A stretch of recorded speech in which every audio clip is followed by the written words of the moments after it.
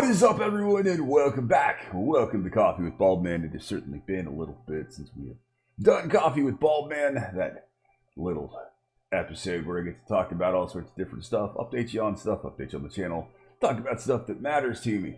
So, first thing we're going to talk about, of course, is last Monday, the 12th of August.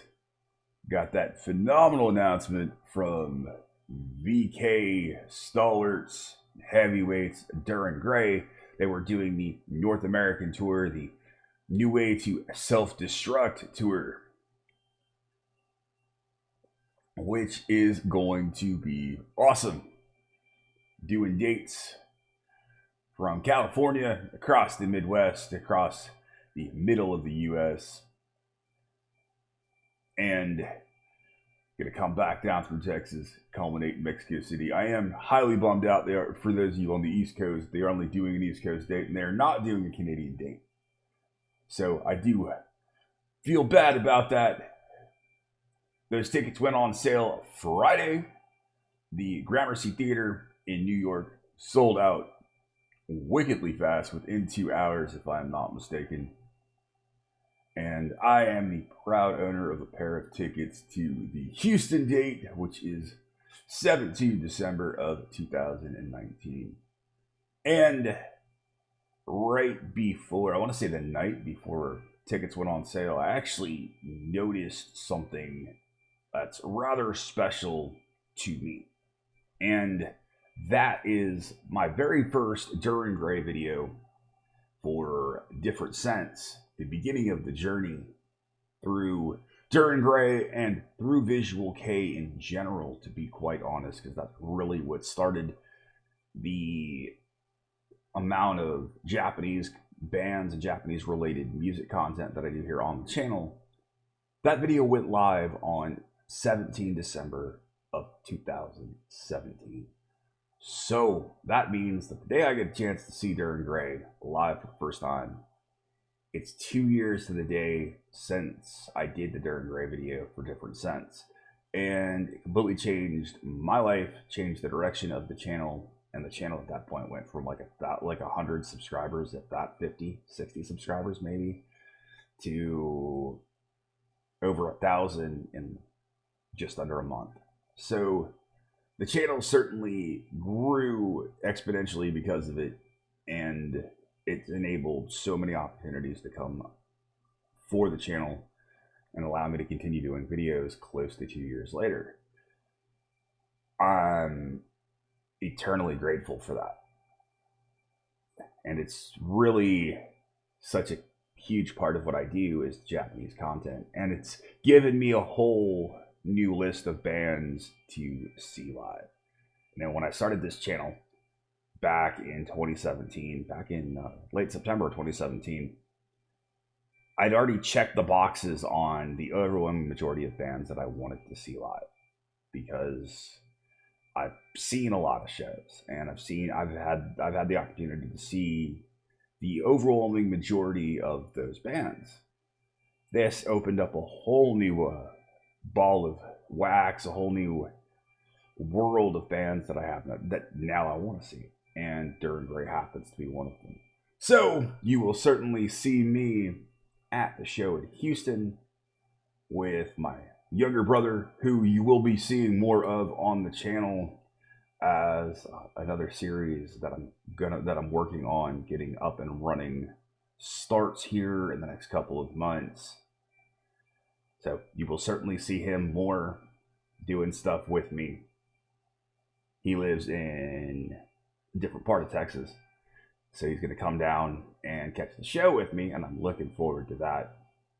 I'm looking forward to having him on the channel more, and he as well has not seen Dir En Grey live. It's going to be fantastic. I will be doing a full vlog for that, so starting out here at the, and then moving forward with the journey up into Houston, get some good shots of Houston, probably try to get some stuff pre-show. So if you're out there hanging out, you see me running around with the camera, I'm really not that hard to miss.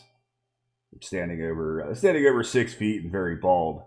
I'm sure you guys will see me out there come up, say hi. We'll get you if you want to. We'll get some thoughts. You'll probably wind up making it into the concert vlog. Probably shoot some stuff after the show. Get some post reactions from a lot of people out there, and probably finish out with a great beer and a good cigar at someplace around that area. Anyway, that's going to be awesome, and I'm really looking forward to it. I'm really looking forward to seeing so many of you out there. The other big one is I'm really happy about. I'm very excited. Is I'm moving. So this very ugly beige-ish wall behind me, which is actually stuck in a corner. If I can slide over here a little bit. See, kind of stuck in a corner, and I have been for about 2 years. And it's in an apartment. So recording conditions haven't necessarily been the best. Corners suck acoustically because they catch all those frequencies and they bounce and they move and they just don't distribute well as being able to shoot on a straight flat wall without a corner. And you guys have probably noticed content drop, which has been significant since May. Been trying to get more and more, but it's been really difficult. And one of the big reasons for that is I have upstairs neighbors. I live on the bottom floor of the 2-story apartment complex. And there's a kid above me who is 9 years old, I think. And apparently the idea of sitting still while playing video games is a foreign concept that he just can't wrap his head around.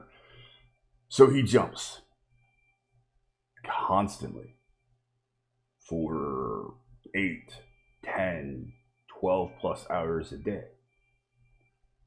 And he stays up really, really, really late. Like 4, 5, 6 o'clock in the morning at points. So since school has been out here in the United States, and parenting up there doesn't seem to be very good. It's really been an issue trying to get content up because there's no rhyme or reason to when the kid starts playing video games that I can figure out. So I'm kind of weaving in and out of trying to figure out when that's going to happen. I don't like shooting Patreon videos, really long videos, because I know I might have to cut that out. You've seen some videos that are a little more edited than I'm used to, and that's because I've had to stop and try to cut some stuff out, or even at some points reshoot things, which I hate doing because it's not as real and genuine as I try to make my content. So that's been an absolute pain in the ass, and that has been a really massive reason why I just can't get as much content up. And sometimes in some videos you'll hear these thumps and these bangs, and as much as I try to edit that out with editing software, it still comes through. So thankfully here in a couple of weeks I will not have to deal with that anymore. Moving to a house, I will have a room dedicated to recording and have an area where I get to set my computer tower. Because when I started this channel, I have a gaming machine. I don't have a recording PC as such. It's not water cooled, it's air cooled, and it sounds like an aircraft stirring up and getting ready for takeoff. That the fan scream. So I'm going to be able to mitigate the noise, put that in a separate area. So that fan noise, that fan buzz that has been plaguing me from the very beginning will be gone. That's going to be great. I'll have a flat wall to record on, so that'll be great. And I've got a new camera coming because I've got to have one to be able to shoot the new series I'm working on, and of course to be able to shoot stuff at shows and shoot more of that kind of content. So that's coming, and it's all going to wind up being better quality, getting the content back to the level that I'm happy with. I like doing 30 plus videos, 40 plus videos a month. I like doing a bunch of long content. I like being able to get you guys different stuff. And this is going to allow me to do that without the stress of, oh my goodness, I can't shoot this today because I don't know when the banging is going to start and when the banging is going to end. And I've also got a pair of dogs who are very adamant about going out every couple of hours. So having a doggy door will also mitigate the two's very demanding schedule as well. All said, it's going to be so much better. It's also going to help with the new series that I'm going to shoot with my brother, because it'll give us 2 locations to shoot at to get that up, which I really cannot wait for. I don't want to talk it up too much because there's not a lot of what I want to do happening. So I'm keeping that kind of close until I get things completely going. But it's going to be fun. It's going to be music. It's certainly going to be related to music, and it's also going to toss in some other, it's also going to add another element to it. It's going to be a lot of fun. I cannot wait to do it. We've got the first 4 episodes set up on what we're going to do. We just need to get it fine-tuned, get them shot, get them edited, and start working on that stuff. Probably going to be part of this channel because monetization on YouTube can be a little bit of a pain in the butt. So, because you have to have a certain amount of content, you have to have 1,000 subscribers, a certain amount of stuff up. So if that starts doing well, then eventually I'll migrate that to its own channel. But Patreon will stay the same. Patreon will be changing a little bit as far as that goes, because I will be putting up some more videos there for Patreon to have access to additional content for that series. But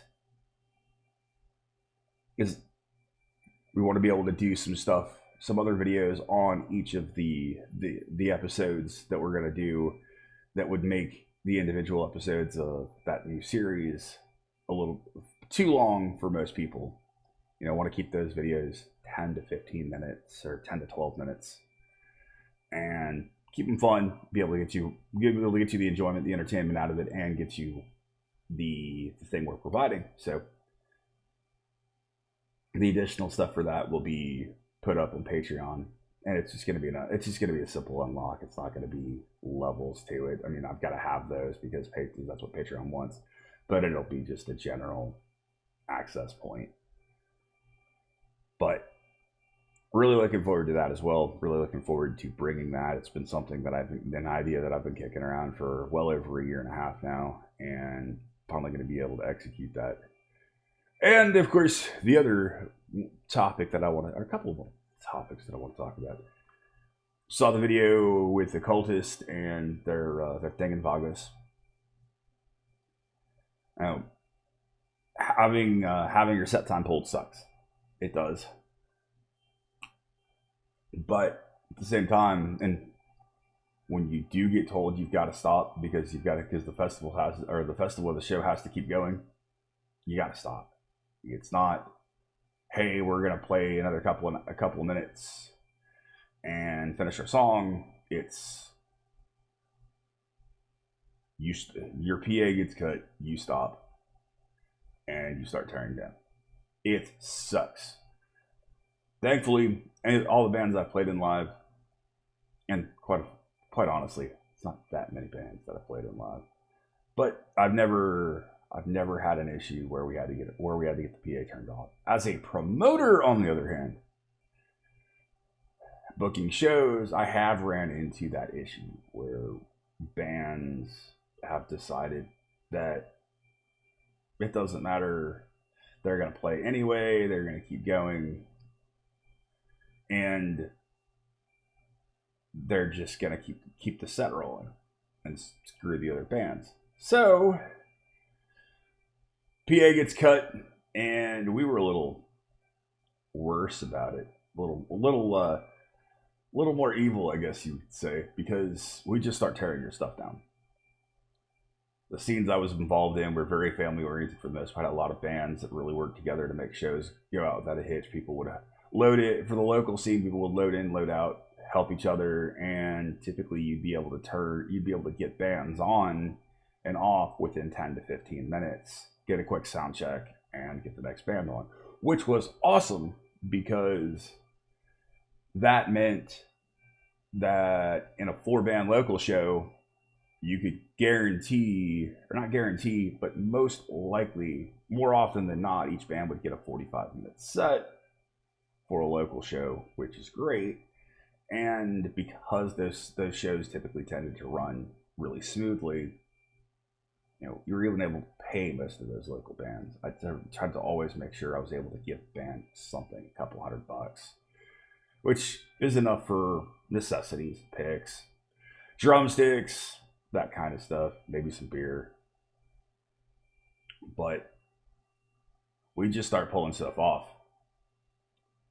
We wait for we'd put the amps into standby. I just never want to blow somebody's amp, and blowing tubes would suck. You just turn them straight off. Put the amps into standby. Start tearing down the drum kit. Did have the wonderful experience of pulling a drummer's snare as he was in mid snare hit, and he was going at it hard, so he kind of missed and almost fell off his stool, which was hilarious. However, and normally I'd feel bad about it, except for the fact that the band was trying to push 10 minutes extra set time and screw the bands behind them. So a little bit more evil, but you never want to see that. And as far as shows go, when you've got multi-day festivals, which unfortunately I have never had the opportunity to book, things have to run even more smooth throughout the entire day, especially when you're dealing with multiple stages and that kind of thing. In a smaller area, I mean, if you're in a big area where the stages are farther apart and the sound's not going to conflict with each other, that's not as bad.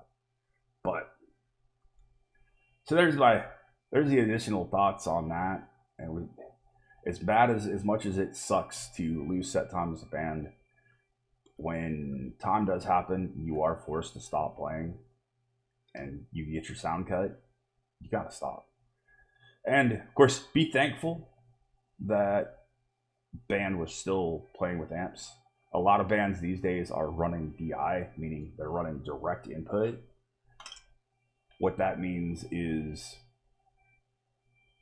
instead of using amps that have a mic that are mic'd up and that mic signal is running to the soundboard, they're using a modeling amp like a Kemper or an Axe Effects or a Line 6 Helix or a Boss or something to that effect, which basically generates a full amp and cabinet impulse, that sound, and then that is plugged directly into the board, and there's no amp on stage, so you're not pushing any sound out that's being picked up other than through the board, which is going straight into those PA speakers. When you're running DI, it really sucks, because then the only thing you've got left is the drums that can actually be heard without the PA. That would really put a dampener in bands that get cut off. Definitely an interesting thing to deal with if you're a booker, promoter, other bands, and it's something that happens too often. The big thing there though is when that happens a lot, bands start to get a negative image, and I've booked bands that tended to do that quite a bit, and promoters talk and other bands talk, and suddenly when you develop a reputation for that, you start getting less shows because promoters don't want to book you and bands don't want to play with you. So I don't think that's going to happen with the Cultist. I really don't. I think they'll probably dial that stuff in and continue to grow. But it certainly does happen, and I have dealt with bands that are very prima donna like. And once I was always the 3-strike guy. If you do it once and you go over a little bit, okay. You do it twice, we're having a conversation, and odds are I'm probably not going to give you a third strike. I'll give you 2 warnings. But if it does come down, I do give you one more shot. That third strike. It's it. Not only am I not booking you again, I'm going to have conversations with the other promoters in the area, and they're going to know what the issue is.